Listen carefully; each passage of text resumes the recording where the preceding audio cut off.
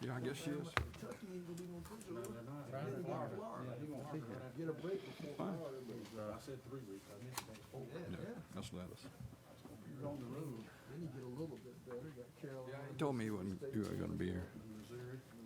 So I'm just glad I got something to watch now. I ain't been watching baseball for it's been a hard year. we'll watch the Braves.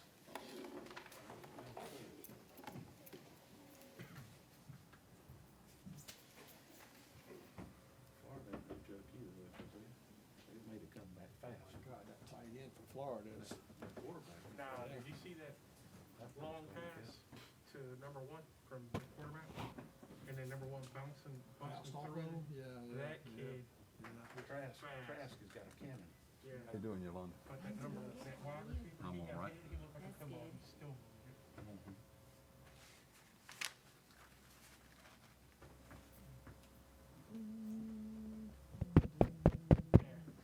How much is your pontoon, your boat? 2,900 pounds total.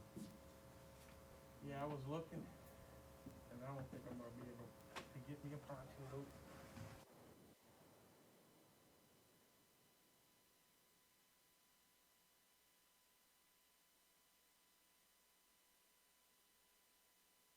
Pounds, so it don't have a problem with it. It's geared better, mine. I don't know what they call it, but when I had that same red blazer I had, remember when I had the red blazer, Troy and them remember I bought my pontoon from Tommy Thomas or Becky and Tony, Tony's? yeah. It was Tony's.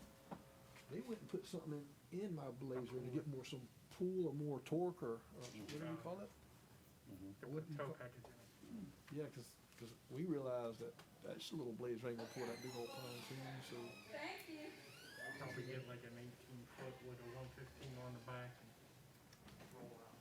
Like Well, that. they make that Lexington is a lighter pontoon. They're proud of that. Huh? The price. They're proud of you. 38 grand. And then them Bentleys, Wow. $42,000. Yeah. I'm like, 38 grand with a 140. And then you go up to the tri-tunes that are 70 grand. How y'all doing? Good, how you doing? I can't afford Good to them. see you. Good too. Hey. That's what Hey, Mark Ryan, Davis good said. to see you. Hey, you fine, Fair to middling. Been a weird day. Hey, pontoon boat like old, How you? Robert Boyette got with them 2 big old twins on the back of them. back Yeah. there. Well, that one Mark Everyone. Davis had a 150 Mercury on the back. A tri-tune. Hey, Everybody. I'm pricing Yamaha just for kicks.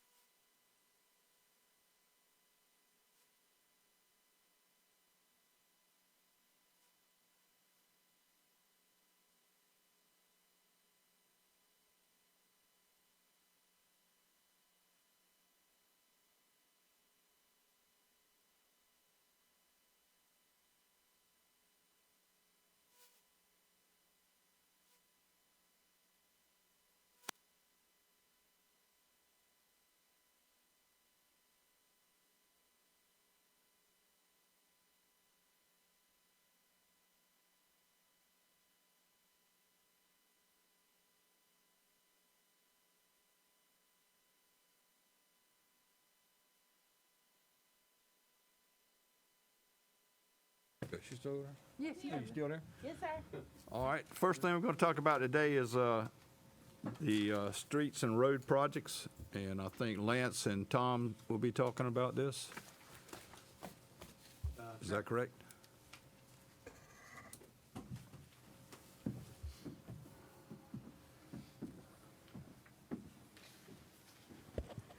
Lance, if you don't mind, if you could just have a seat in Council Member Griner's chair and speak directly into that microphone so that we can hear you, All right, we'll give it a go. since he's absent today. Thank you. Check, check. All right, pull it. Yeah. All right, so we have this fancy little PowerPoint for you that I can barely read from here. That's unfortunate. But there has been some work in the past on what we can do about a little parking issue. Some of the roads are a little narrow to have parking and fit fire trucks and ambulances and stuff through. So we just picked up a couple things from the IFC, which, the state of Georgia follows. Hey, would you operate that for me? Briefly, you can read it yourself, but a road that provides fire apparatus access from a station basically to any building in the city. Realistically, the fire code that we need to adhere to, at the best of our ability, states that you shall keep that open. Not, we hope you will, and please do, but it says you shall. Fire lane is like you'd see at, Food Line over here or something. That's a little thing that's all painted with a sign and says don't park here and all that. So, you can go one forward there, David. So this, real briefly, and again, I'll try to be brief, but 5032 is the specs. It just, says that you will do it this way. We skip to kind of, there's several sections, but for today, really all we need is 50321. Access road shall have an unobstructed width of no less than 20 feet, exclusive of shoulders. We don't really need to worry about the gates, and of course, vertical clearance of 13.6. And then go on, you can read it yourself, or actually just back up, I'm sorry, David. Fire apparatus access roads shall not be obstructed in any manner, including parking vehicles. The minimum widths and clearances established shall be maintained at all times. Now, to me, it seems like a simple problem, just people parking. However, the solution, I think, is rather complex. I think we've been working on it for quite some time. And I guess that, we have to think about what we want to do. I just put down this 120-3-3 modifies 1.1, and that simply says that in the state of Georgia, we have adopted officially Appendix D, which it's not implied. You literally have to adopt it. Appendix D I kind of supplied. It's not much to look at. I just thought I'd throw it in there because there's a lot of specifications to this stuff. That going forward, we'll probably want to be a little more aggressive in looking at and adhering to. Right here, we just have on this next slide, we just have a real quick sort of, that's 24 feet. David, Captain and I and Lieutenant kind of went around, measured some, roads, and 24 seems pretty average in the developments.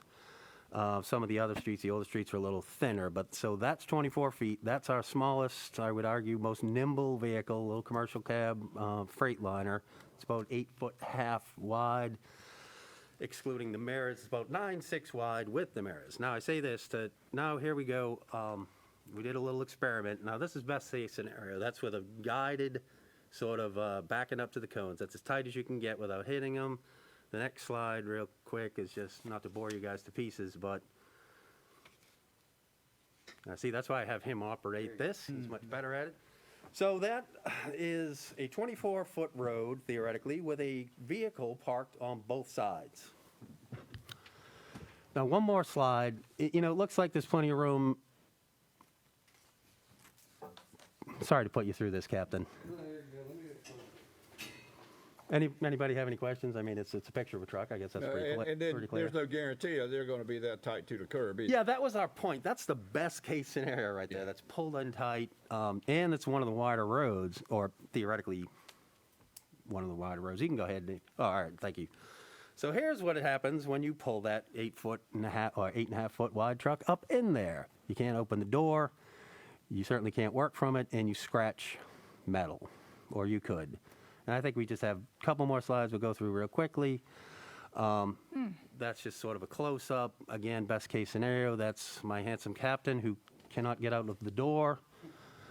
And I guess we could just look at this last one real quick. And this is just, this Appendix D. So I kind of looked, instead of reinventing the wheel, I looked at what Savannah does and some of the other bigger cities, and it is kind of complex.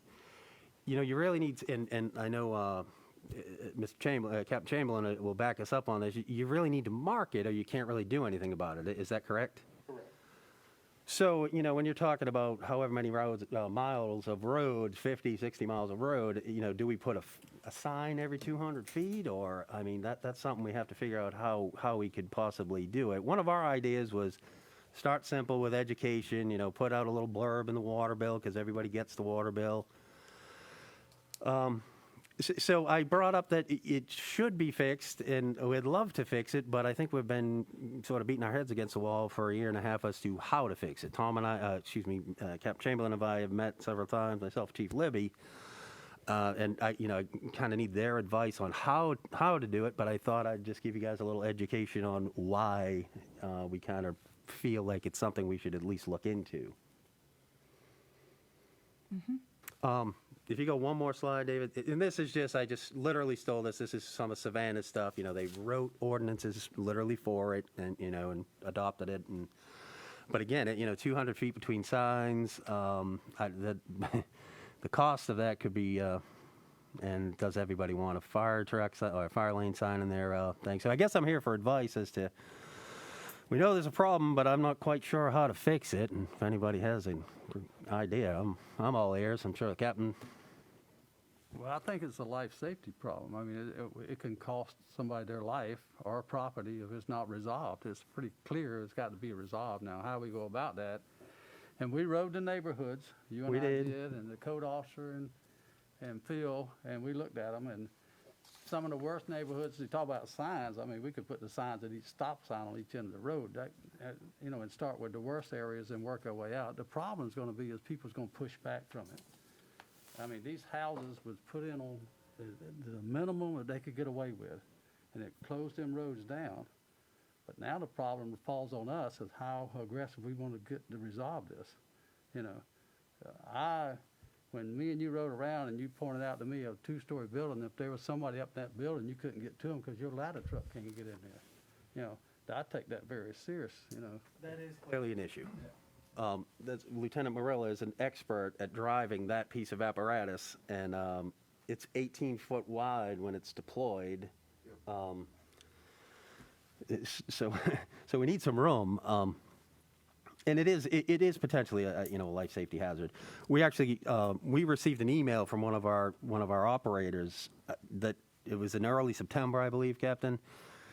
They had a call on a Sunday. They couldn't get through. They turned around, went another way. They couldn't get through, and they ended up having to go in on the wrong side of the road. It was a medical call, and it wasn't. Fortunately, it wasn't life-threatening, but it opened their eyes, and they came to us like, "Hey, Chief, what can we do about this?" We also, I believe it was last May. Don't quote me on that. We had one of our apparatus in Lake Shore. Yeah. Actually hit the mirror of a car trying to go through. The people were nice about it, didn't file a report or anything. But so we disciplined the operator because where do you draw the line? All right, if you hit a parked car somewhere or you back into a tree, how do you differentiate? So we literally gave him a disciplinary write-up about it. And he was responding to an emergency when he hit the mirror? Were they running code? Yeah. Yeah. So, again, we know there's a problem. We know we need to fix it. How do we do it? Well, I think the weight is on the people sitting in these chairs. They take these positions, so sometimes they have to make a hard decisions. And I think that's something that we need to talk about to make that hard decision.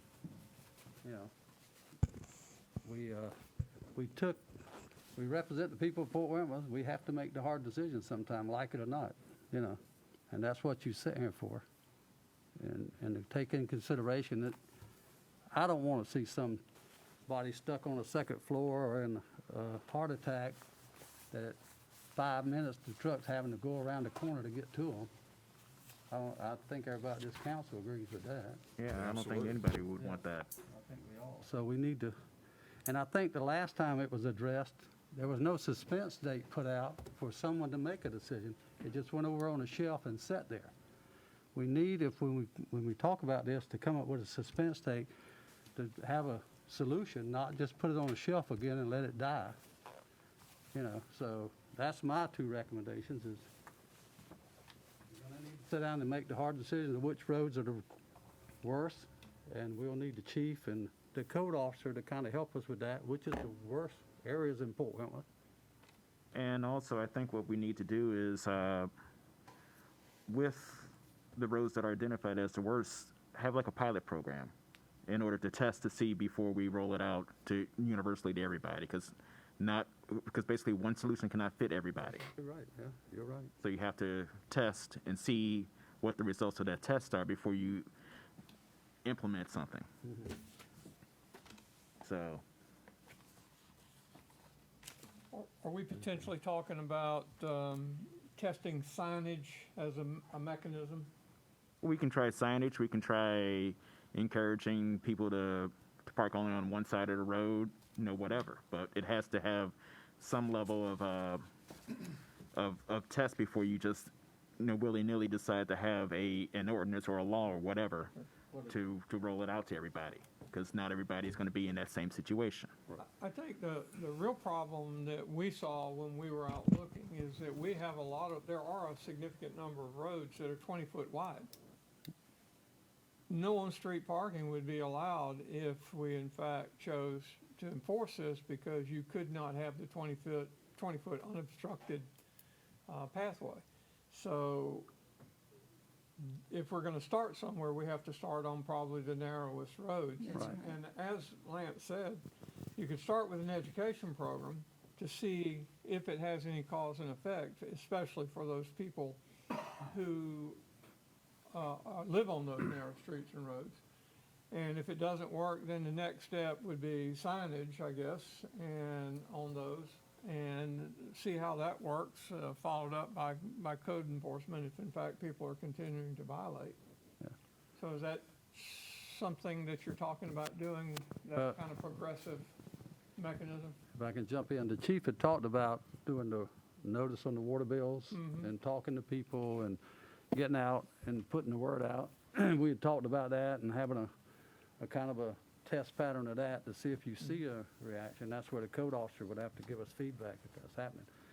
Yeah, The question is, how long would you do that test before you had to move to phase 2 or whatever? but also you have to consider this: how many people actually read their water bill? It was just a suggestion. Let's be honest here. Yeah. How many people actually read their water bill? That's true. I electronically mine, so I don't. There you look go. at it. Yeah. The other issue that comes to mind is it illegal, so to speak, to be parking on those streets at this point in time? If you look at this code, it's illegal if they're on a 20-foot street. Any parking on that street would be a violation of this code. But we don't have ordinance to that yet. right? But there's state law. It's I a mean, state law. Is On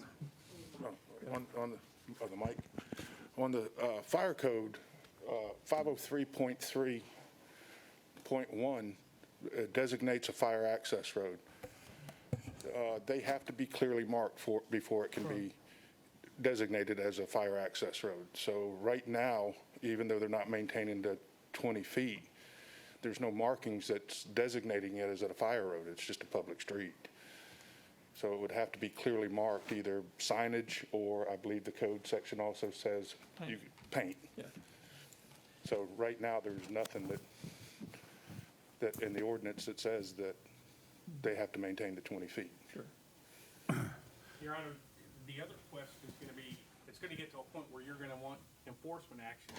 That's just not gonna be on Captain Chamberlain. It's actually gonna be patrol guys. It's something that I caution the city with, so whatever plan we come up with, we're fair to everybody equally, is we do not have the ability to write just a parking ticket and put it on their car. You're talking software right around $100,000 when I met with Tybee Parking.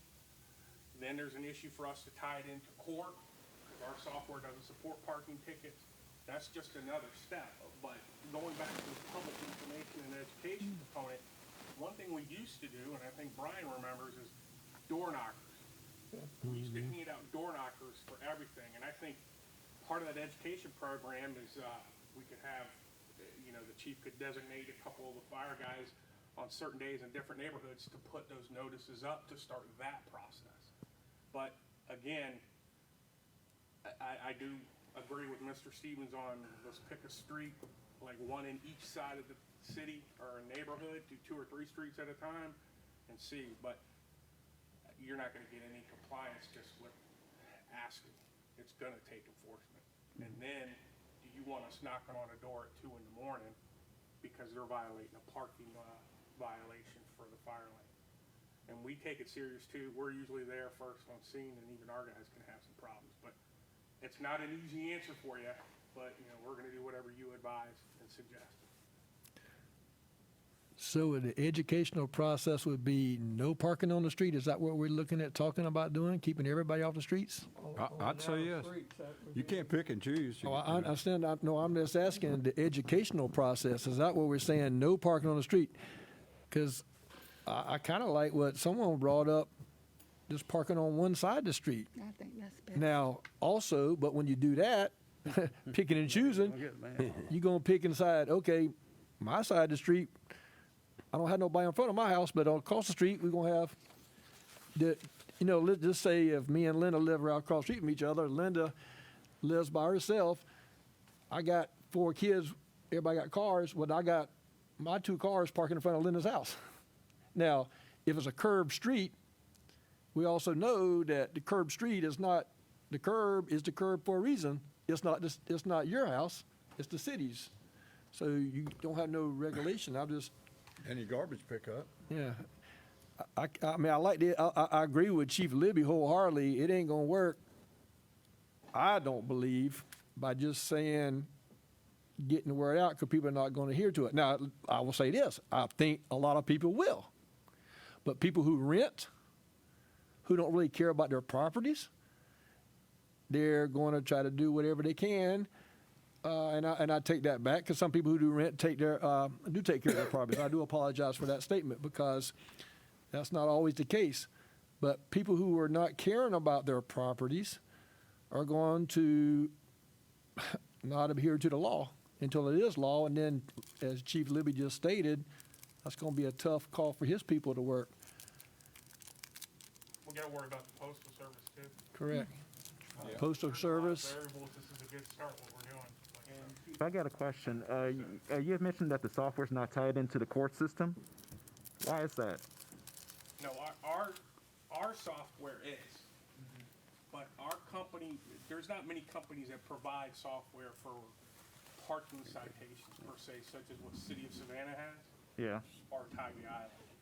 And that is a totally different system from my understanding. It's not even tied into their court system, but all those citations would have to run through our court.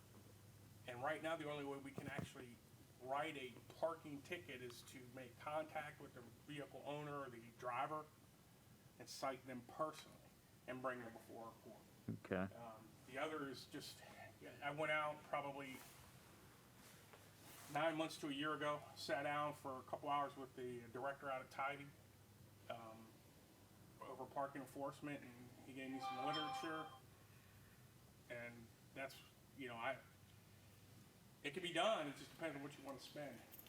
And also the fact is that some software packages, even whether it's off the shelf or custom designed, you would have to see if it fits your needs. Yes, sir, and what they have all recommended. Well, Tybee, I did speak to an officer in Atlanta, I knew, but the Tybee individuals of Summit Savannah, now they're all handheld units. Right now, we currently either do a hard copy ticket we're writing, or we use our MDTs in the car. Okay.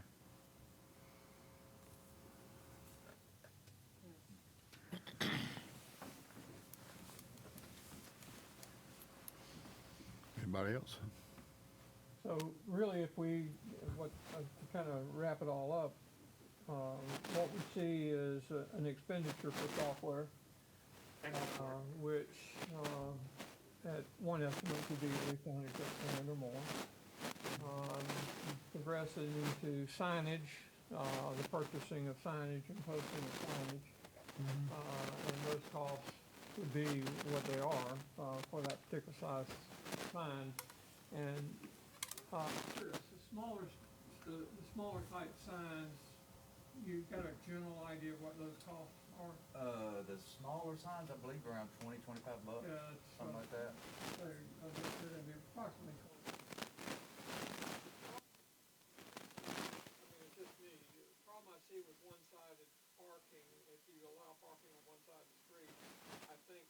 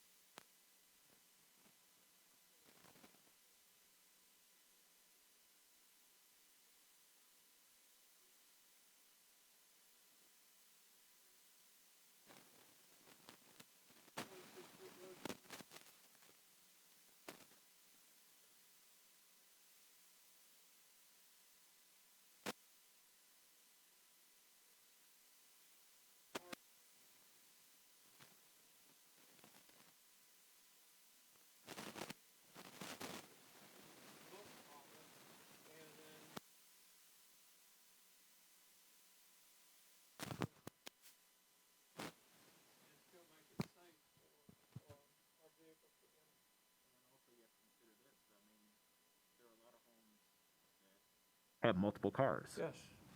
So how do you accommodate for that? Well, I mean- I mean, you know, the issue for that is they have lawns Yeah, park on the ground. and, And then you have some covenants that prohibit, parking on lawns. So, no, I'm not talking about parking on the lawn. I'm saying you have a lawn so you can put a concrete pad Yeah. there and widen your driveway. And a lot of people have done that so they can park multiple cars. Most all of the driveways have got at least, they're double wide, a lot of them, that, from driving through the newer neighborhoods. yeah. So they can park at least two, and sometimes because of the depth, 4 vehicles. I think the educational thing that the chief talked about first is yes. putting out to the public that this is what's going on. Yeah. And then set a time that we're gonna call from the experts to tell us if they're seeing any impact to that. If we give it, I don't know what the time would be, but, and then at that point, we would look at the hard areas and signage and coming up with either not parking at all or something, at that point. But it's gotta be resolved, so the education to the people, that this is where it's going. I do believe it. A lot of people wouldn't do it. There would be a lot that wouldn't do it if the sign's there, so it's just gonna be what it's gonna be. It seems to me, just a comment, that the signage is going to be a necessity in most instances because they're going to be transient people, visitors, and what have you, who may not know that they're not supposed to park in a particular place, and the next thing you know, they're blocking an ambulance or a fire engine. So it just seems to me like the signage is going to be a necessity on one side of the road or both sides of the road, just to let everybody know, visitors and homeowners alike, this is forbidden. You can't park No here. street parking. Doesn't Savannah have a lot of streets where there's only parking on one side of the road? That's what I thought.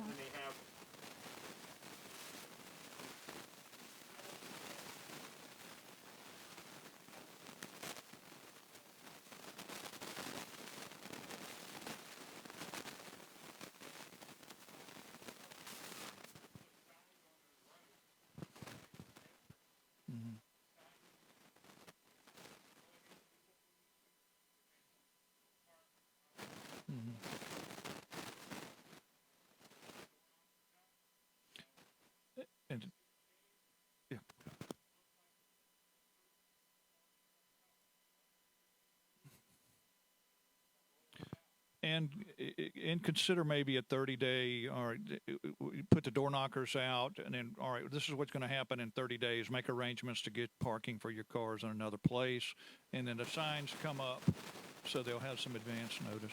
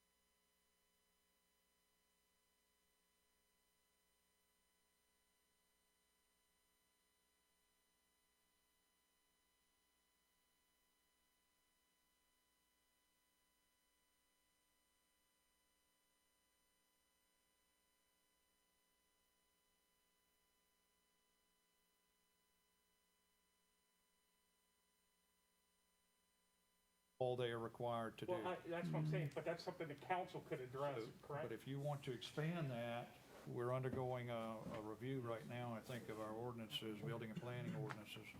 If you want to expand that for future roads, now's the time to do it. That would be addressed in planning first, and then go to council, so that we could make that excuse my voice, y'all, that we could make that a recommendation, can't we? Or you can make it a requirement. If Or you requirement, identified it but we got to have the ordinance before we have the requirement. But you have to go through the process of advertising, That's 20. changing. You gotta of your change the ordinance, So in you're other looking at potentially 2 months. If a developer comes in and you have a 20-foot road requirement, and he says, all right, I'm gonna build a 20-foot road, and the planning commission says, no, we wanna build a 30-foot road, he's well within his rights to say, no, I'm gonna build a 20-foot road. Because the law says so-and-so. That's what the law, that's what the ordinance says. Right. So my suggestion to you, if you wanna expand that 20-foot limit or whatever it is, now is the time. Well, I would make that Currently it's 24 recommendation. feet, isn't it, Brian? Is it 24? Okay. Okay, so let's go. And what is the state law, Brian? Is it also 24 or? I'm not sure. That's basically on the by zonings. For example, the MOP, which is Rice Hope, allow them to build smaller roads. Rice Hope, Rice Creek, you have to do it, I think 23, but on Rice Hope you can do it 20-foot roads. Okay. Yeah, it's based on the zoning. If you go on the ordinance, it will tell you MOP will allow you to do, because the size of the lots, it allow you to do less. And what about subsequent additions to existing subdivisions? Well, if he's on the MOP, you're gonna be able to keep building the same way that you was building back on 2007. Okay. And now most of these subdivisions are continuous of existing roads.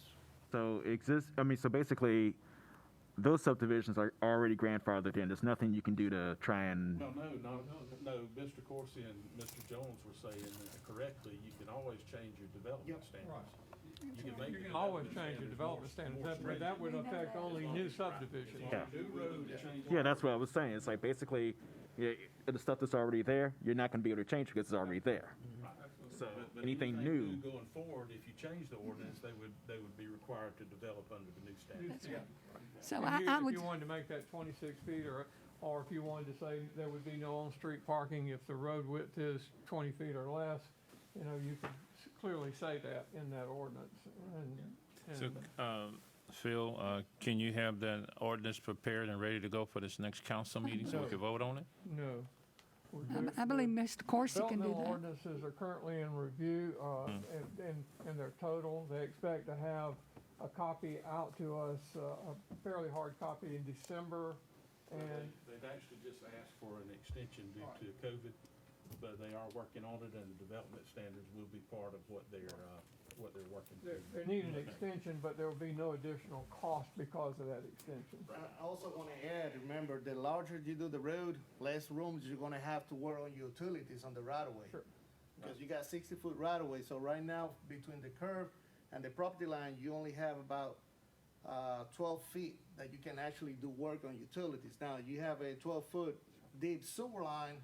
Now you're going to do the road wider. That means that you're going to have a smaller space to be working on that. But- So you probably will be on another people. But it doesn't have to be 60 feet. It can be 80-foot right away. I mean, you know, you can change that. That's not locked in concrete that all you can have in a subdivision is 60-foot right away.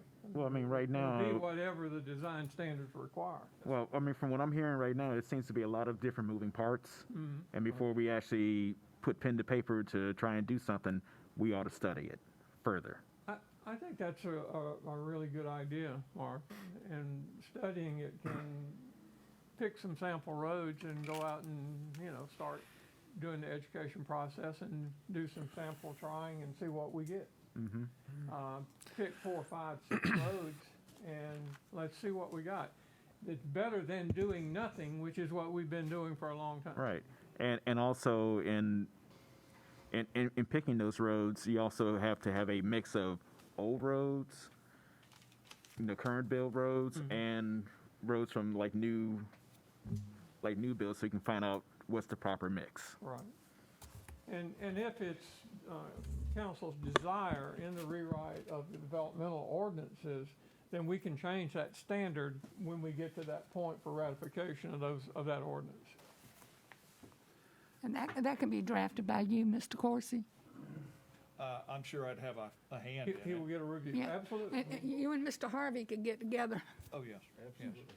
But there's nothing to be considered until this company comes back with their recommendations, and we'll see where it is. Yeah, and This is not their first rodeo. The RDC does this for all cities and counties across the coast of Georgia, the coastal 12 counties. So, and also in addition to Brian and Mr. Corsi, I would recommend, you know, Chief Moore and Chief Libby have involvement as well, because well, there's no problem on our ordinance revisions, and we can do our staff review. We can call staff meeting and use our staff to go through those proposed changes in the ordinance.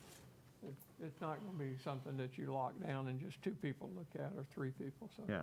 Short term, if you're going to decide, you know, what are the highest priority roads and start looking at them, there's no reason to stop that process. No, I don't see any reason that in combination with Tom and Lance and their group, they can see where we're having the worst problems and identify those roads. We can bring those roads to council as early as the next meeting.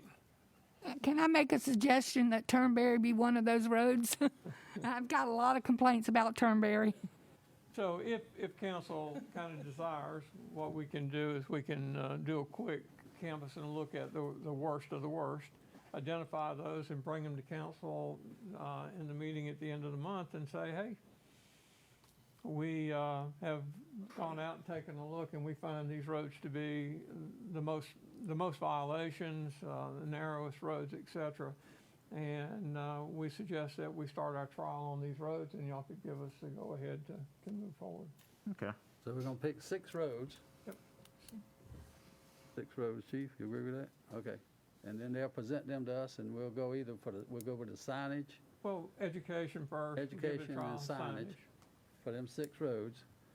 And then we're gonna give that 3 or 4 months, we'll decide, I reckon, at the council, how long we want that to go for the study. Is that what I'm hearing?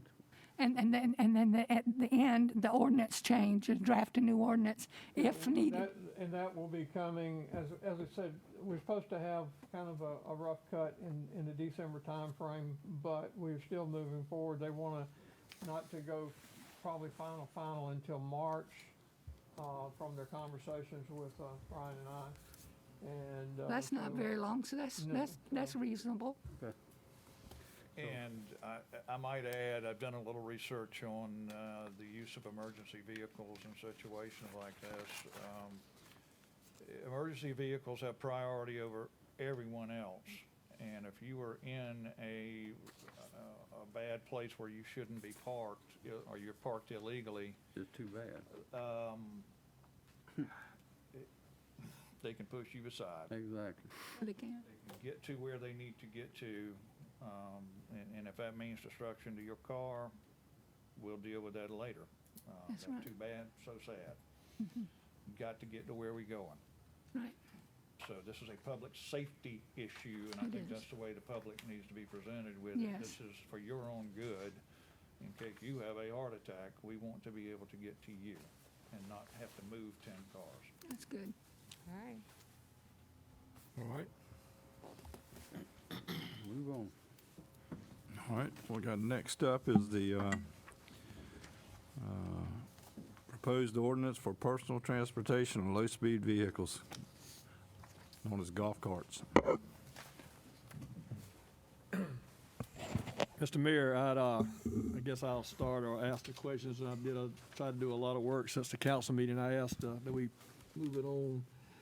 And I've talked to the city attorney also, and, several questions and just a couple of concerns. And I didn't believe I had it, but I went back way back, and I know Chief Libby probably don't even remember some of this that, when he was not even the chief, but when we created the first so-called ordinance as we did, albeit it's nothing like what we got now and a lot more in-depth, and I appreciate the fact that the city staff has done this.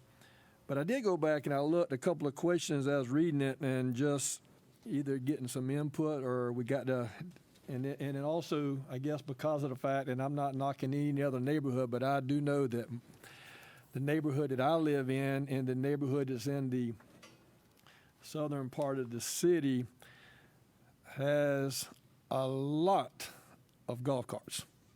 And I think if anybody ever rides through there, there's probably not a day that you don't go through there that you're not going to see somebody riding through on a golf cart.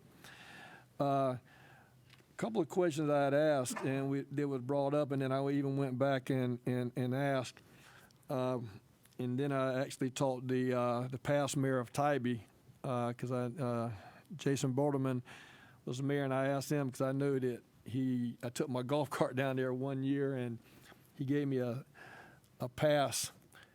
But the question I'd asked him was the registration, and Mr. Corsi, I forgot to ask you this one, and I just went back and read it. I totally agree with the registration of the city, because we do need to have somebody liable in the ownership of who's being accountable to that golf cart. But the question that I was asked is if we're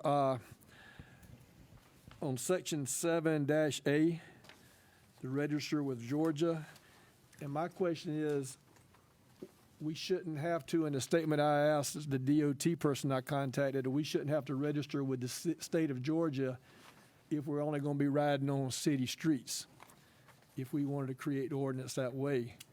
Because I know we're going to register them with the city and put a tag, and that way when Chief Libby's finest pull someone over, when they see a little 10-year-old kid driving a golf cart, we'll be able to put that ticket, that tag, that sticker to a name, so all Chief Libby's officers will have to do is to call in and find out who owns that tag or owns that golf cart. But since we're not allowed to ride on any state roads, I asked the DOT back then, and then I confirmed it again with my old notes that I had that said we would not have to register. But so I would like, Mr. Corsi, if you would double check on that. What this says is that if there is a requirement by the state of Georgia to register a personal mobility vehicle, a golf cart, Sure. if you will, just because you ride on Port Wentworth roads means you still got to do that. Now, I too don't believe that there is a requirement for a registration for a golf cart at the state of Georgia at this point in time. Right. That's not to say it won't happen in the future. This body of proposed ordinance was created from several cities. Peachtree City, I looked at theirs very carefully, and they've been a golf cart community for 30 years or more. I actually looked at Pooler, I looked at Tybes, I looked at Chatham counties, and kind of in Richmond or Bryan County, I believe. So it's kind of an amalgamation, but that is not meant to say that you have to register with Georgia, only if Georgia requires it. Right. Well, this is what Springfield does. Yeah. What is that? Amber alert. Amber alerts. Yeah, no. Automobiles don't need a registration like we used to see on the Yeah.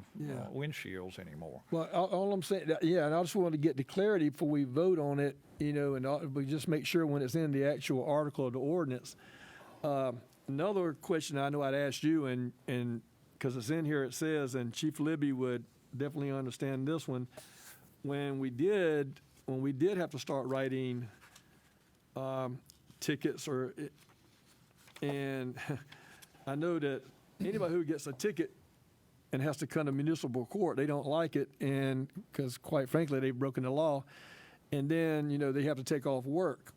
So I'd asked the city attorney, and he said, yes, we would have to do a little studying on this. And I think when we put it in the article, Chief Libby, I would direct this to you and actually to the municipal court, because many times if we get a citation, we know what the penalty is going to be, so we don't have to take off time from work. We just go down there to the police station and pay the ticket. So we would need to put a financial number on that ticket. Correct, Chief? I mean, Yes, because under the current law, it could be anywhere from $1 to $1,000 on like a misdemeanor or city ordinance violation. I would suggest, we're not trying to get rich off the back of the working person, do a scale. First offense is $25, second is $50, third is $75, and if there's a fourth offense, you suspend the registration, or however you would like that. Sounds good. But the big thing is getting these kids and people that are impaired not to operate like that. Yep. So I don't think it needs to be, $100 fine, $15 to $25 first go around and work it, have a scale like we do with other violators. Well, how much would the registering cost? I think it should. $15 from whatever. I think it should be free, but that's up to y'all. According to this, it's We need $15. to pay for some of the it said no administrative more than 50. costs. That's not a law. That's just some recommendations based upon other cities. Whatever you want. And I think that's a good number that Mr. Corsi put in there from other cities, because it's gonna help somewhat offset the cost of Yeah. getting the permit Stickers, stickers done, as well as That's right. coming up with the process of getting a permit and then having Can't staff be free. verify it and give them the permit. Well, I like that little tag like Springfield had. I mean, it's visible, But it's you use a visible for the sticker. police There's still a officer. cost for the ticket. I mean, there's still a cost for the tag. Yeah. My only thing about that, it jumps from 15 to 50. I think that gets a little steep. I think she would go 15 to 20 for a late charge, not no $50. That's an awful steep thing. Those are just know. numbers that were put in there. It's I'm just whatever throwing that out council there. wishes, and that's what we'll do. I think $20 for late charge is, but it go from 15 to 50. I mean, to $50 for late charge. Well, I mean, even the late charge, that's even $20, that's a 33% Yeah, that's- increase. and that's enough. I mean, That's just my suggestion on that. Yeah. on page 5, at the top of the page, if we can look, we need to be clear, is this going to be administered by the police, or is it going to be administered by the city? Where are you going to go to get your registration? Who's going to keep? I'm assuming Ms. Shop is not going to want to be burdened with that. And it's a process that, if this ordinance passes, we will write up a policy, train clerks on how to do the process, and then ultimately with the insurance stuff, we'll have an officer be the one that's going to have to sign off. It's sort of like you would on a VIN check for somebody that comes in. The other thing that I found from one of the cities that I incorporated here is annually, when a person registers, they're given a copy of this. So there, They would be given a copy. no excuses to not know what and they the would rules sign are. for it. Right. I do like. The owner will sign for it, the one with the insurance. I do like the idea that the mayor said, because that is a lot of places. I know Springfield, I did look at theirs, and also in Tybee, they had that sticker. So and I know our police have a lot of things doing when they're looking and they're riding by our golf cart, and if they see two grown adults riding in so we know, we ain't blind, that we know that they're both over 16. And if they see that sticker there, they can keep riding. Right. And the sticker's going to be in that top left-hand corner, so when they're driving, the police coming by this way, and they ride by and they see it, they keep on going, wave and say, keep going. Because the purpose of this ordinance is not so much about that grown adult who can drive, whatever. The purpose of the ordinance, I believe, and I've been, and when me and Chief Libby, way back in the day when we put this, it was because of the fact that so many young kids were driving them. So many young kids were getting their golf carts while their parents were gone. And then be frank with you, we've been lucky that no one has been seriously hurt or run into. But, we know if we keep going the way we're going without putting something in, we need that. We need this done, and I appreciate y'all doing it. I will add one more, Mr. Mayor, on Section 8D, and I appreciate Mr. Corsi. Chief Libby, someone went on a great lengths about getting to the spots, but I would like to add one more to Crossgate down there closer to you at Falkirk. Because right now, Mr. Mayor, you'd have to drive all the way down past the nursing home, all the way down to Cantyre to come across to the police station. I know it's a popular crossover at Falkirk and Crossgate, going back to Miss Smith's home. So if we could just add that one more in there, I don't think that would really hurt if we just added that's a popular crossing on Crossgate at Falkirk. Then you'd have two at Crossgate, Falkirk, and at Cantyre. That's just minimal there. But I do, again, like I said, at past council meeting, I appreciate the hard work that was going in to put in on this. And Also, if you would, on page 6, section 6,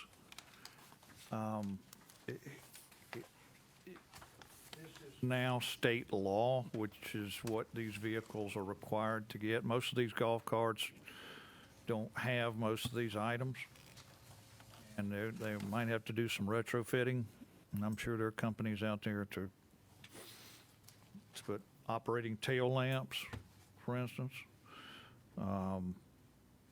Braking, they're going to have, obviously, reverse warning devices. Most golf carts have a beeper or something. Operating headlamps, half of them don't operate when I see them. The horn of some kind, it can be just an air horn or something. A rear view mirror, most of them do not have that. They have to put it on. Most of them do have mirrors. And then what you and I, Councilman, had talked about earlier today, the hip restraints, the safety belts. That is state law. The what? Hip restraints, safety belts. On a golf cart? That's what state law They have back requires. seats too. Riding on public roads. I don't think it, They make them fit In the back? kits for front and back. I don't know. I don't have one. About $100. I'm not that rich. yeah, you can. so that's something most folks are going to need to have. I don't know that it has to be fancy or anything like that, but some sort of hip restraint. Okay. All of these are required by state law, which is why you see them here. Mr. Mayor, and Mr. Corsi, I don't remember if we addressed in that ordinance, what do we do for special events?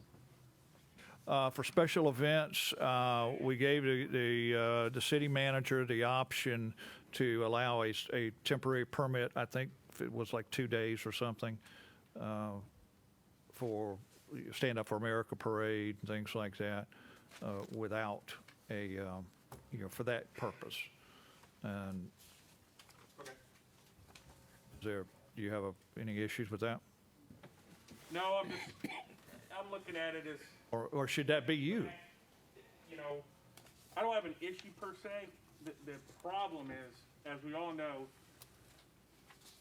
with Suffolk Days really rolling, there's a gazillion golf carts nowadays. And a lot of them aren't our residents. They're people they bring 'em here. that come in, or these rental companies. So I guess the leeway needs to be given to either the police department or the city manager or the mayor. You know, just like anything, discretion is a better part of valor. How hard do you want to push? Do we want to infringe on Suffolk Day, which we don't? I think I would probably tell my guys, just as long as they're safe and it's an adult operating it. Yeah. Leave That's it alone. important. That's key. There's a Well, lot of children that I mean, operated on I Sufa. think ultimately the discretion would go with law enforcement, but technically speaking, these rental companies, as you're talking about, should be registered, because that's in here as well. Well, they don't put seatbelts and all that on them, Jimmy. Well, they need to. They don't, I'm just telling you. Then they don't need to bring them here. We'll go with And that's like discretion people- of council as to how you wish that to be implemented. But here's what, Ride a golf cart on your personal property well, and round here's and around. the thing that you put in there, and I think you would have to, Chief Libby makes a valid point, and of course, you do too, Mr. Mayor, that when the city actually rents out golf carts, that does not have all this on.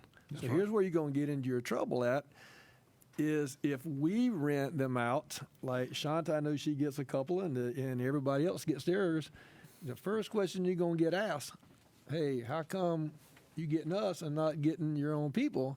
So I think if you do go in and say, give Chief Libby, you know, if basically, Leeway. yeah, the leeway of if the mayor and the city manager, okay, says, okay, we're gonna let this happen for the Friday and Saturday, then we still gonna abide by the 16, 18 rule, Yeah. the age limit rule about driving. But don't we? I believe the only, When we just simply don't require someone to do something even on a special day? And is it worth the exposure? If we rent a cart, we simply say the cart has got to have right. restraints. I mean, that's an easy enough for us if we rent a cart to say that.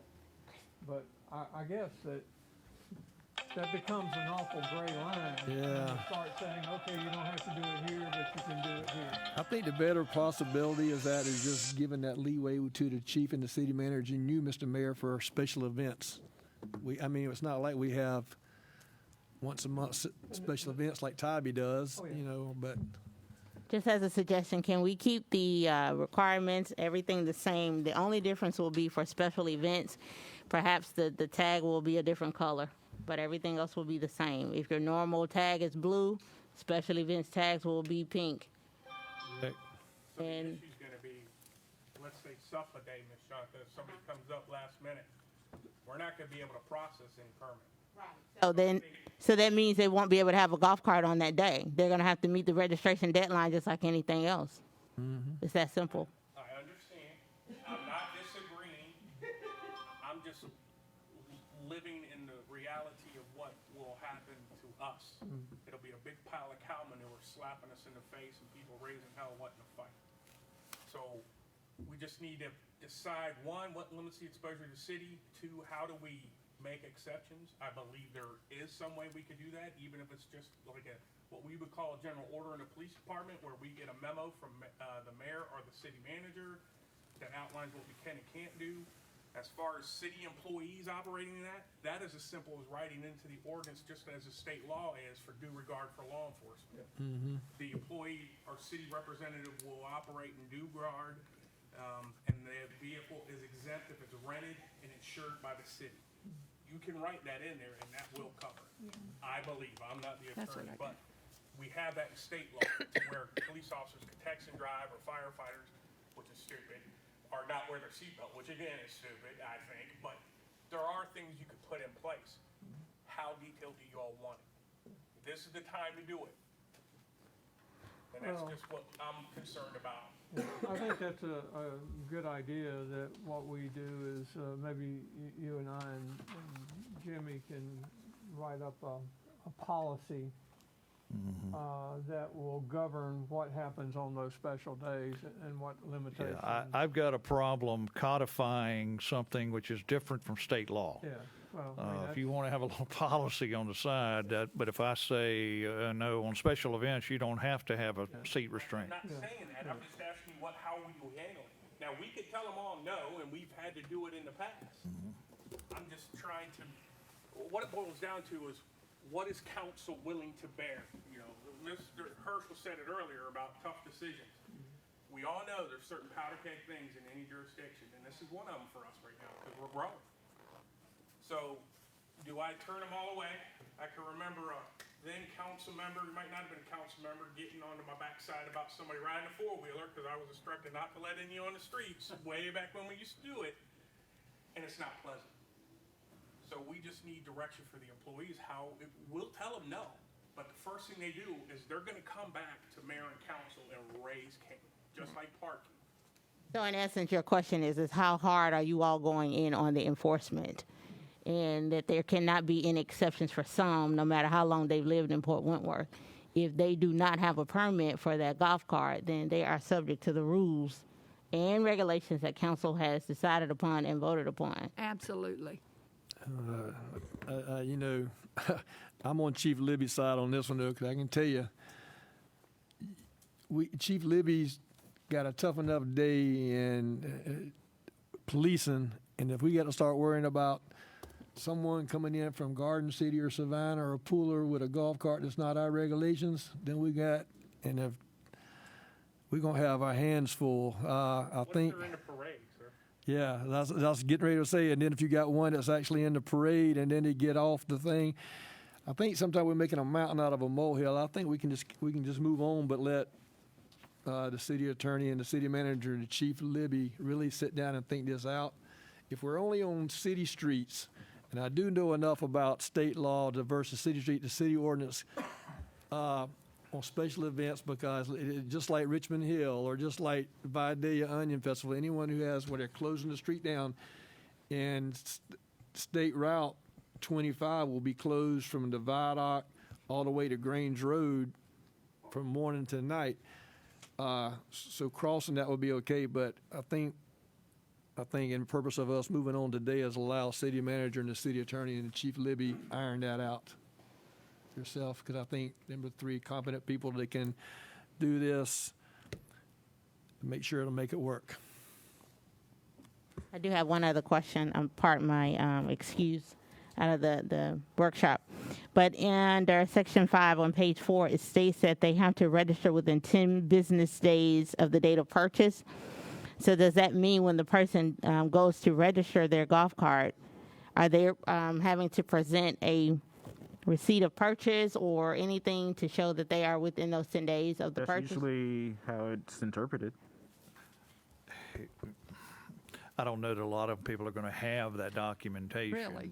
Especially to one tell you that's the had it truth. If it's a forever. brand new cart, they probably will. Yes. And, you know, to make somebody come forward with a bill of sale, this is my golf cart, seems a little over the top. Yeah.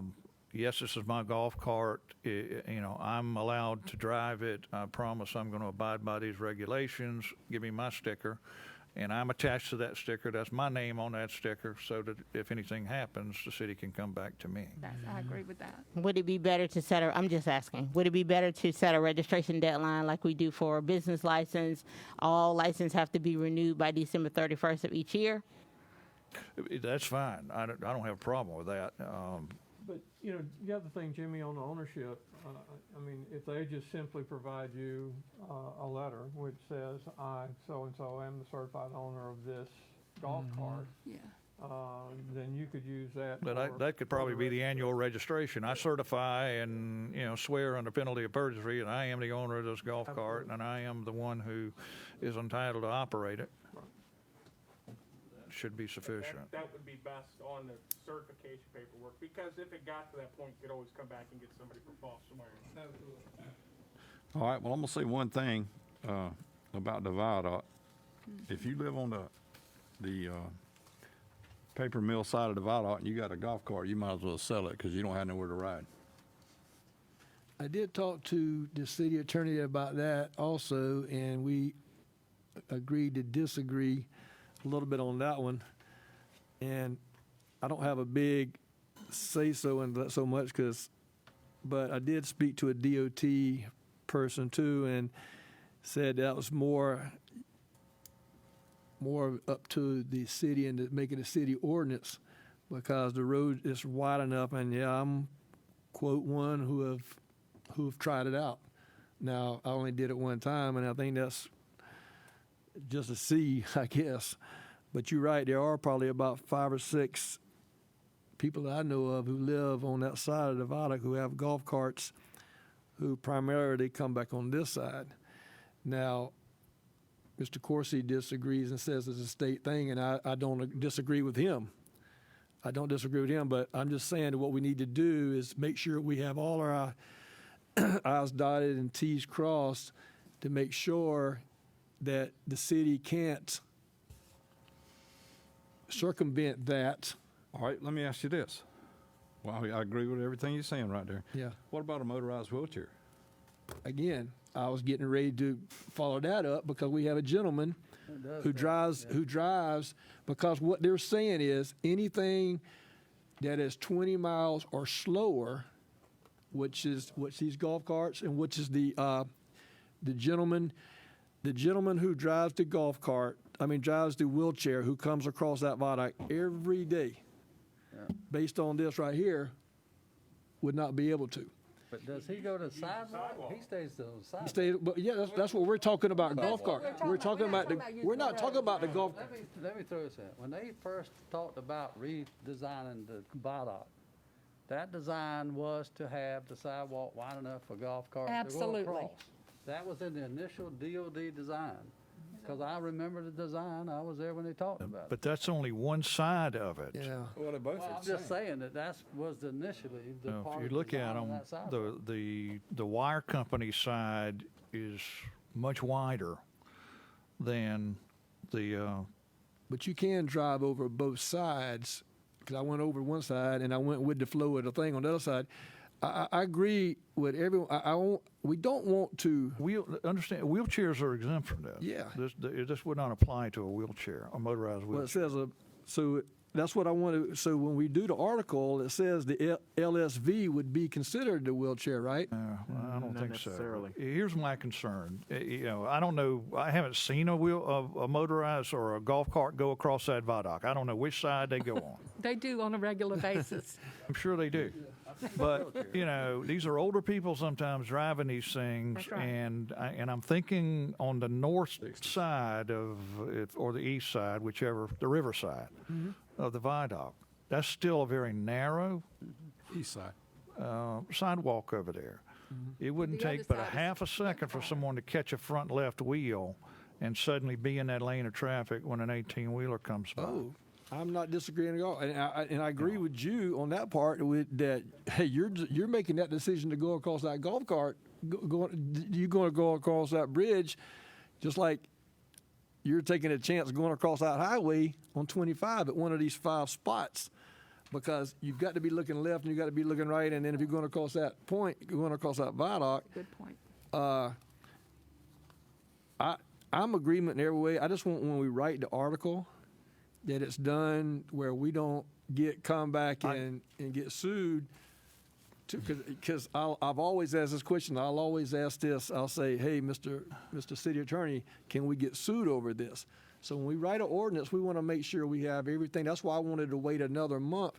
There were some concerns I had on it, and one of them, Mr. Mayor, is what you're saying. Them people over there across the viaduct, if they can't drive across that viaduct anymore, then they're going to be upset. Now, if it's state law that says they can't, then that's what we have to abide by. But if there's a way that we can, without us getting in trouble as a city, if there's a way for us to be able to allow that, then we need to at least look into it. I know that the north side is way too narrow because of the sidewalk. My question is the south side or west side, West side. whichever one. The west side. East and The west. off-river side. Yeah. I know it's wider. I don't know how wider. Well, maybe it complied with your request with about DOT. I don't know. And maybe it can handle golf carts width-wise. I had never seen that many golf carts go across there. How often do you see golf carts go across there? I do about twice a The week. city on one of those red I do too. golf carts is really wide, and I have go up and down on that side of the On the off-river side. on the west side. Okay. West side. I just to let You know, maybe we could say you're only allowed to travel on that side with a golf cart.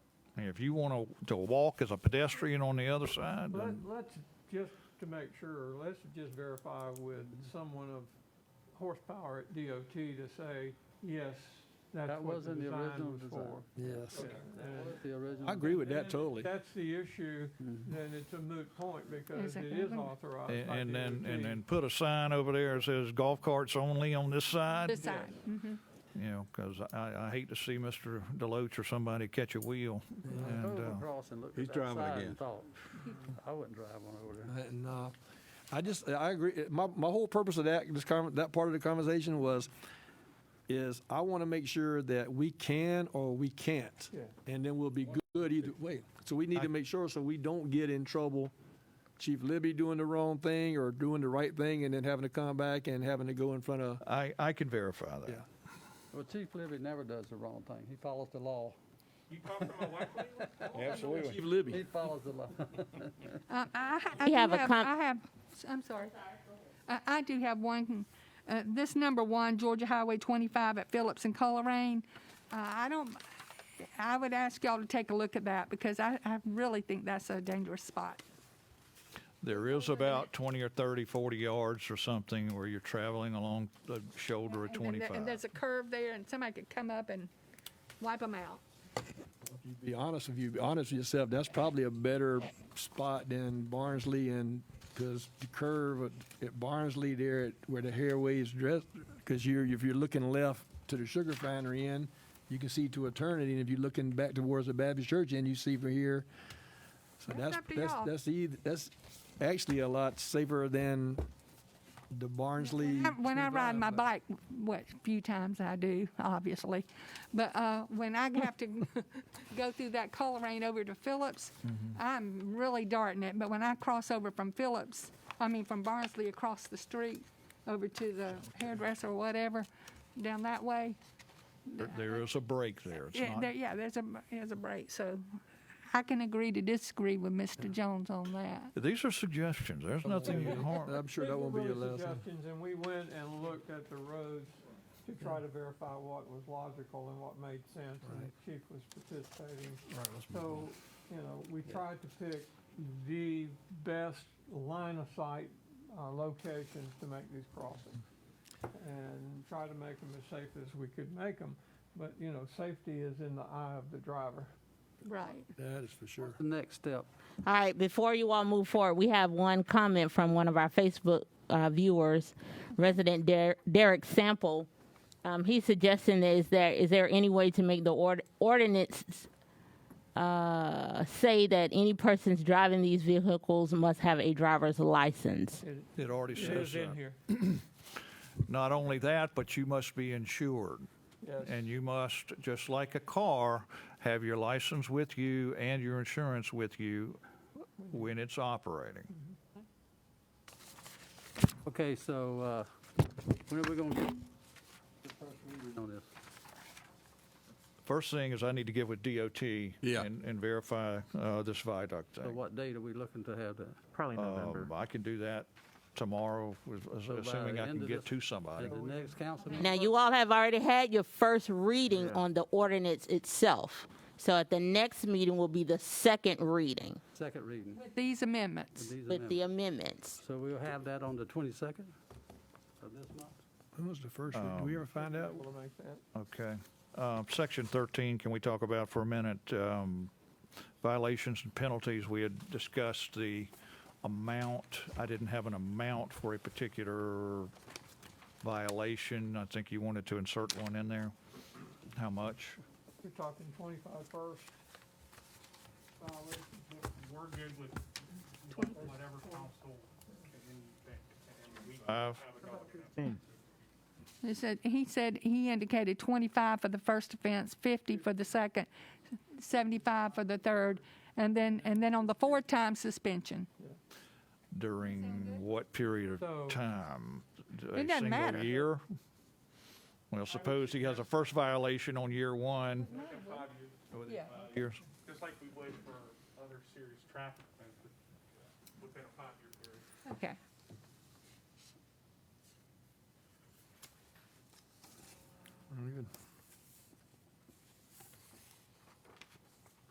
We can look for that on the 22nd of October. And I'm sorry, council, once again, so you all did agree that the license registration fee will be $15? Yes, ma'am. Yes, ma'am.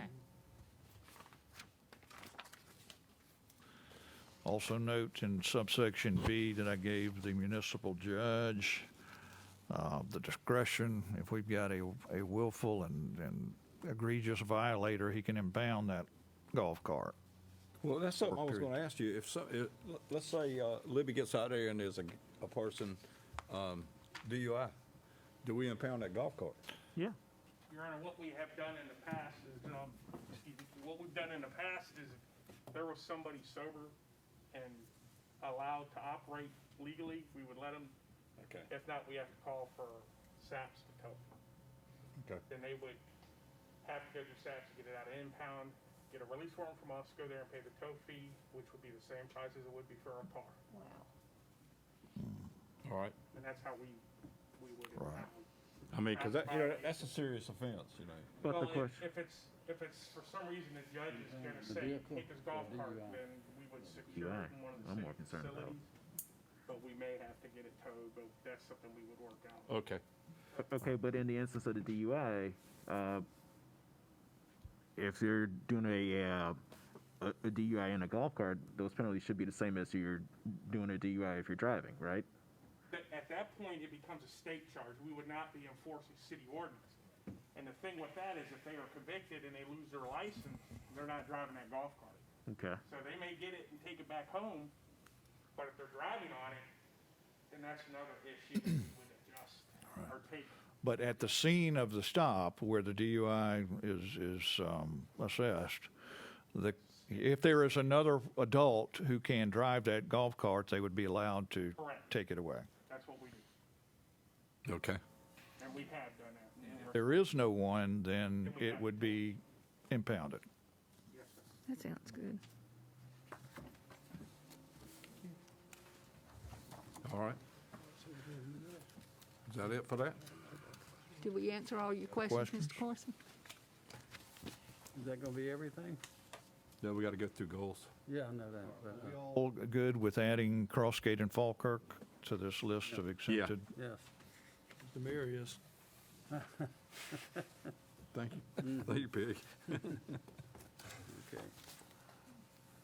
Do y'all all think that Coleraine and Phillips is just as safe as any others? Coleraine and Phillips, I don't think so, but I don't know what y'all think. What do you think? You have not? We have parents that utilize it for taking kids to school. Okay, All right. Can always come back and take it off if you don't like it. okay, all right. Okay.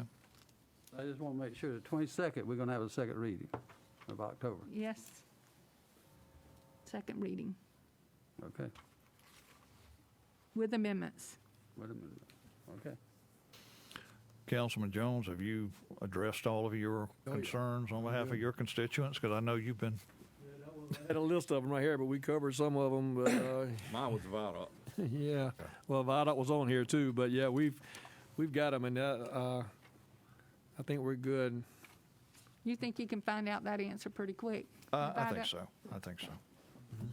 All right. Okay, we're fixing to talk about what are our goals for the next year. Tell you what one of my goals was, and that's Phil's already working on it. It's the police station, fire station at 30 and 21. I think we're really getting this started pretty good. We've got some money for it, and we're looking at ways to get more money for it. Looks like we're going to be turning the corner on that pretty quick. Phil, you want to speak on that? No, I think that we had our first meeting with the engineers and the architect, and we're expecting some type of visual overlay of what that might look like, and hope to bring that to council in the November timeframe. We may not make that date depending on workloads, but worst case would be by December. Oh, good. And that would just be basically a drawing and outline of some of our meetings that we've had with them, where we laid out what it is that we were looking for and what it had to look like overall.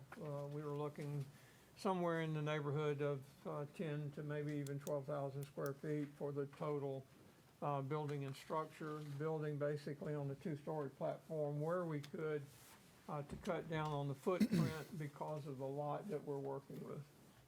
And we think we have a working plan. The engineer and architect are taking a look at that now, and they'll sketch it out and draw it out. And as soon as we get that and get some cost numbers associated with that, then it would be ready to come for council. And then we would have to look at where the funds are going to come from to build. And that would consist of a police station, fire station, and Police station, fire station, developmental services, and chamber. We put it all in there. It's just an administrative service building for. Oh, so we'd be city moving offices. Brian. Yeah. Oh, yeah. Would you like that? Are we through with that? drive much further. Yeah.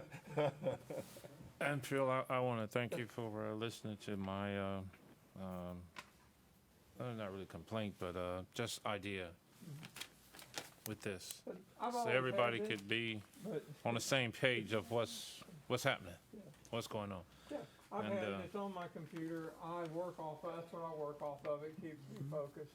I did add some things to it, when we went back, and added the potential relocation of the Houlihan, a master drainage plan, which we just started, taking a look at for the old city, and then the others are SPLOST-related projects, the recreation, police department, purchase of vehicles, and the road and drainage.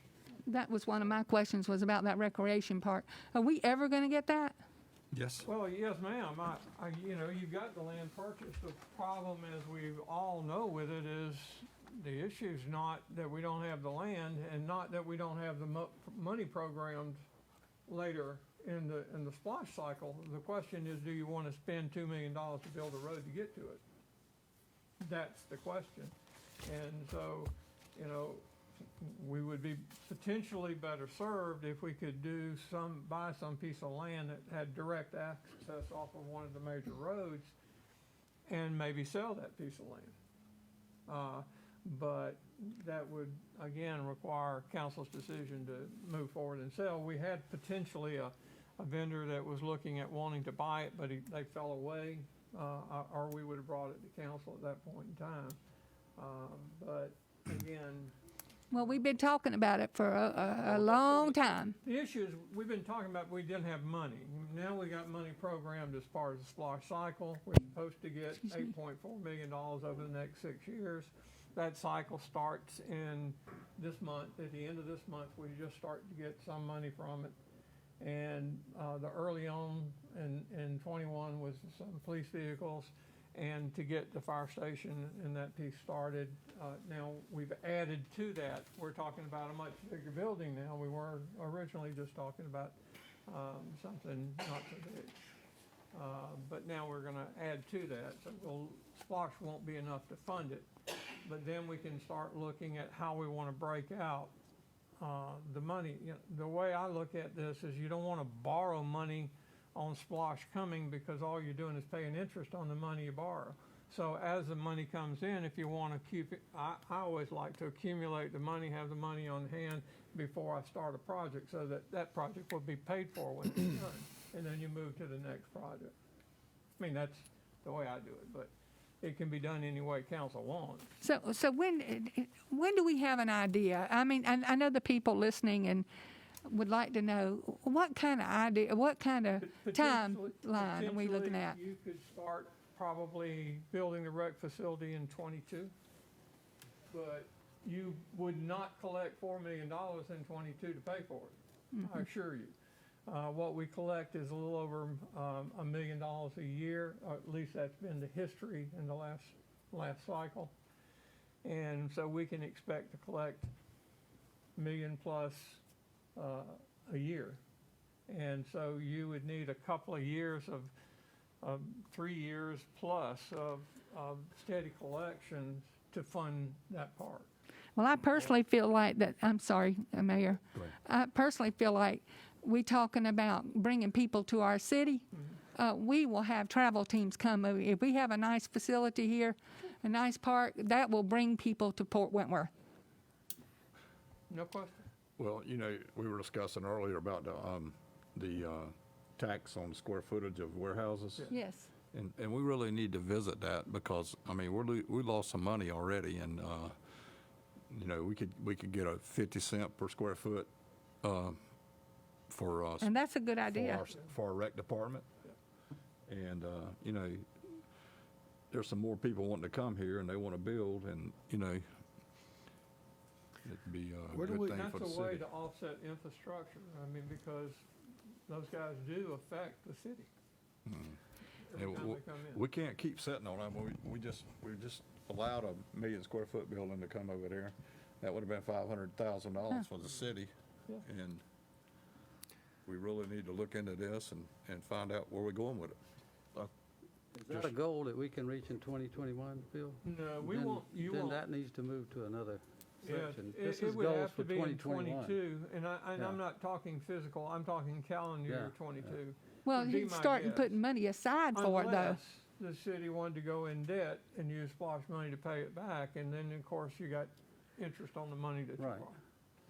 Well, I think we should look at this square footage thing. do too. Because, I mean, there's more people coming, you know, we're looking at millions of dollars. If we had this in place, I mean, our fire station, police station. Well, we talked about it, but nobody's ever given me specific instructions as a council and as a group, go in this direction, Yeah. research it. We need to go in that direction. The consensus And of, we need to have I think you need to explain what Well- you're talking about. one of our developers told us that the other communities and other states are putting in a tax for square footage for developers. And some of them charge $1, some of them charge 50 cents per square foot. think of it in terms of an excise tax, a one-time fee, if you will. One-time fee. At the pre-development stage, the permitting stage, to help infrastructure for the city. It's not an ongoing thing. No, it's just a one-time deal. And Which that's, makes sense. It's showing that they want to have responsibility in the community. That's right. They're buying into the city's development. That's right. Exactly.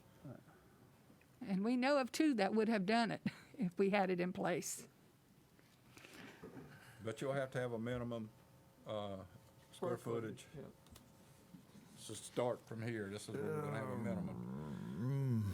Because if somebody's building or a progressive fee. I'm just thinking out loud. Suppose someone decides to build a 990,000 square foot to get under that fee. No, I'm not talking about $1 million, I'm talking about Okay. 100,000. We're talking about, you know, it small. could be 50,000, 60,000, Yeah, okay. 100,000. You know, the mayor's right. I mean, he and I were chit-chatting about it. The mayor's right. If we say the minimum is 100,000 square feet, then we're probably going to get a lot of plans submitted for 99,000 square Exactly. feet. But the issue is somebody who's really interested in coming here and needs more space, they're not going to chop it apart, at least I No. don't think. They would chop it apart just to And we, you save a know, few bucks. we've already had someone say they were willing to do it, and we didn't let them build their building, so. Yeah. So the issue is, and that was the question that seemed to come up. I started getting calls from housing developers and everybody else because they were saying, oh, you're talking about this, so now we're going to have to pay 50 cents on every house that's built. And, you know, I said, no, that was never the intent. No one ever said anything about a house. They were talking about big block, big square buildings and storage buildings and manufacturing buildings, et cetera. I mean, they're gonna impact our city, that's the least they could do. Yes. I totally agree with that. So council, just to let everybody know what you have before you, your little color packets that say, City Council, what are your goals?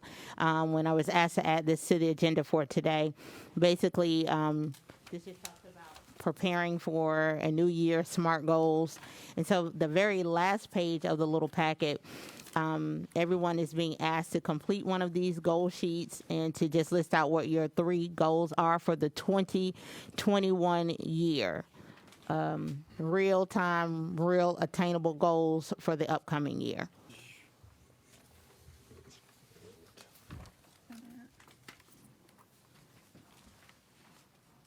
I have one other goal that I don't think, is it on here?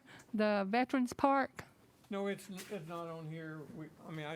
That's the one that I didn't add yet, but that is an issue that we're working on, and I'll add it to it. And that should be relatively, pretty quick. That's something that we should get started with certainly before the end of this physical year, or the end of this calendar year. there you go. Sorry, I still having a little bit of trouble with that thumb drive, so I'll have to get David trying to download data off of a 2,000 sheet data package on a thumb drive is not an easy task. So we got to figure out how to do that test, and that's been on me. That's good. Just so long Veterans Park's on there. It'll be on here. I'll add it as soon as we finish. So for 2021, we're looking at the fire station as a retainable goal this year coming? Sure, I think that's And an we're attainable goal. And the Veterans Park as a retainable goal for 2021? I think it's an attainable start in Start. 21. It depends on how much money we're talking about spending on it. And so when we get cost data associated with what it is that we want to do, then we can look at how much money the city wants to fund or where we're going to get donations from. Linda has folks that are already willing to make some donations, and we'll see how far that takes us and then what we have to put with it. And the purpose of the goal thing is for every councilman to do this as a full council. In other words, to get input from every councilman, if that's a retainable goal from them, not just from a couple. If every councilman... I believe the floor is open. Yeah, that's what I'm saying. That was the purpose of having a goal session, to get that feedback. Or as a suggestion, Councilman Hodges, if everyone wants to just complete their sheet and submit those, and then at the next meeting, you all can discuss all the goals that were submitted, and then you all can decide which goals that you really want to look at for 2021 or perhaps move to the next year. There could be common goals. Yeah, and that's we hoping that's what comes out of this common goals. I had one from Councilman Griner. He wanted to do the 2 churches that's over 100 years old. One of them's in your area and one is in his. One of his goals was to have the city present them with a plaque recognizing them as a historical church. I kind of did some research in that. Them churches, the actual structures was modified. Therefore, that's what it pushed back from the state is once you modify that building, it then is no longer considered a historical monument. The site itself is, and it should have been approached that way. And Councilman Jones has approached that in the past of trying to get them sites recognized. There is some hang-up there, and I'm still looking into what the hang-up is and how we can work that. And I've been talking to Griner, and he wanted to know from Councilman Stevens if he was in agreement with that. Yeah. About the plaque, at least presenting them with a city plaque recognizing them as a historical monument. Yeah. Yeah, worst Sounds case good. scenario, that's a good idea. the Yeah, recognition that was for the his goal. city. Yeah. Richmond Baptist Church is already,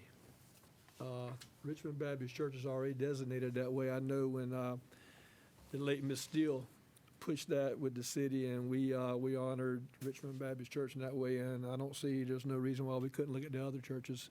You know, I'd on also Monteith look, Road, the two I'd of them. also looked at the possibility of the old Catholic church also. It's not quite as old, but for the people who actually come there, from where they come from to start, you know, the sugar refinery way back, not how many terribly years ago, I'm not that historian, but 1920s. it was, and I do understood. The funny thing about that, about with Richmond Baptist Church, you know, Mr. Mayor, you know, when we all grew up on where we lived at, we didn't know all the history, and I know Miss Steele sure enlightened me on a lot of the history of the Monteith and Minehart neighborhoods and the churches then, and I was just overwhelmed by the fact of all the history that was there on that, and then so I know they did recognize, and there is a plaque out in front of Richmond Baptist Church. We could also do that as well as other churches as well. So that is a great idea. I think what he wanted was, at the council meeting, the two pastors to come and the mayor present them with a plaque that they could put inside the church is what he wanted the city of Port Wentworth recognize them as 100 years old. How about putting them outside the church? Let everybody know. That's an open discussion. I mean, you know, I'm not familiar how much that would cost to put a plaque outside of a church. I'm sure it'd probably be just the same as the sign. No, you're talking about probably a bronze plaque, something that would look good, and those they'll run into the hundreds of dollars. We've done a few of those. It's just like when you recognize a building and you put the plaque, that's the kind of thing I would envision you'd want to give them, not Oh, absolutely. not a picture frame deal. I mean, we're only talking two signs here. Yeah. I mean, Mounted at the front door, something mounted on the wall at the front door, is that what we're talking about, or a standalone sign? That standalone sign probably be good, because that way everybody can see it. I can't even remember what the Richmond Baptist Church, I was there, can't remember. It's actually right in front. On the front of it? Yes, about this wide, about that big. It's on a metal State pole. sign, yeah, that's the state, that's the state. I knew we did it, but I knew it was right where I couldn't remember if it was on the building itself, or so you're saying it's off the building, but Yes, it's on off the the pole? building, separated from the building, but it's on the pole. Also on the house, the same particular sign. Proposed to check the cost and I think we can do that if you recall, over in the SUFA facility, the building over there, we put up a little outside plaque out there on the stand. We can probably replicate that stand. Yeah. Do it in some kind of bronze so it looks good, and That'd be a get good some idea. numbers on that for you. now my next question, would you want the mayor to do that at the city council or to do it at the church? With the We did the other one at the site. Yeah, we did the I other one. prefer it at site. the church, because that way you have the congregants there as well. I think so. So that'll take a little more coordination. So, Yeah. We'll just call a special meeting right there at the church and have Yeah, an well, official meeting right Not there. that far apart, are they? You'd have to do them one on one day and one on the other. Yeah, we can get that And set that, up. that way you We'll can get have it on the Chantal set record, that have up. it in the minutes, and let it, Yeah. let it go forward. Okay. And hopefully all I will- council people will be there, if at all possible. We didn't have that many at the pavilion. I'd appreciate it if people did come to that. We'll work that date on that and then get that. Yeah. So what markers are we talking about at Richmond Baptist? Okay, so just keep in mind, council, you cannot vote on this or make an official decision. So once again, all council members are asked to complete the last sheet of the goal page, submit it, then everyone will come back together and review all the goals submitted, and then you all can decide which ones you're actually going to do. Councilman, were you suggesting Our Lady of Lourdes as well? Yeah, we had looked into the history part of that one. I think I see Mr. Hawks in the audience. Mr. Hawks, you had talked about. I read on one of your pages one time about the history of that one and the years back, and we was trying to make that a historical monument as well. At about the same time, we was talking about Richmond Baptist Church. And, you know, when I become mayor that many years ago, that was I didn't really care, I guess, when I was growing up. But now all the historical churches that we have in Port Wentworth, I think there's a possibility we can look into the fact that of all the history and then doing something nice for them. I'm trying to think, That's good. wasn't this something with the Richmond Baptist Church? I can't remember that. It was something, wasn't it the state, not just the city? It's on the state historical registry. Yeah, that's what it was, the State Historical Registry. So if we took our time and looked at that, maybe we might get the State Historical Registry to come in and put part of that in there. You know. That's one of my That's one of my That's goals. one of the things that That's a Donald was drawn-out mentioning. process. That's not If you something that- modify that Does take a original while. structure, Yeah. then it no longer qualifies. Right. So But you if have That's to a be very drawn-out careful. process. Our church would have fit that, but we moved part of our building from one place to another place, so it doesn't fit. Yes. I think what Mr. Griner wanted was something that we could do for these churches to at least get it started from the city. The other part will take time. Some of that takes 2-3 years to get on the register. Right. And that goes to a long historical background. I mean, they have I to know. research documents and all that, and it That's- gets really That would be fine. intense. You have to have certified people to come out and do that stuff. And that is a drawn-out process, but Long. I think, Mr. Jones, you could find out what we have to do that. Yeah, we can And query set the it up state with a historical person. All right. You contact the State Historical Society. Yes. They'll walk you through it. Anyway, It's also national on both churches. there is. So what were the two, I have a Lady of Lords, the Houston Museum, is that one of them that y'all were talking about? And then what was the other one? Talking about the ones on Grange Road. What is that? What's the name of it? Monteith. Road, yeah. Mariah, Mount Moriah? Yeah, and White Oak. And White Oak. I'm sure that's who they're referring to. That's another one, yeah, okay. That's who they're referring We to. only was talking about them two. The other two is, if y'all want to add them, that's fine. That was the two he was talking about. I definitely think Lady of Lords needs to be there. Hey, Well, you could say any church Yes, that meets yes. this criteria will be recognized by the There city. you go, that That solves way that. you don't definitively cut yourself off. That's that meets criteria. Okay. Okay. Well, I think that'd be great.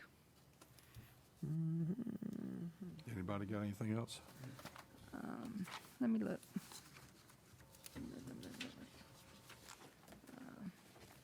So if we can get a little input from council on these and see if there are other things that need to be placed on a working list, and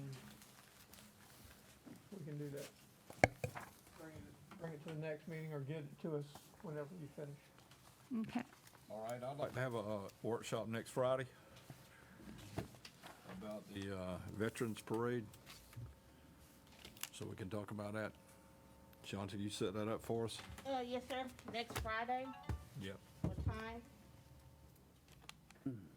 Time. What time you want to do it, Shanta?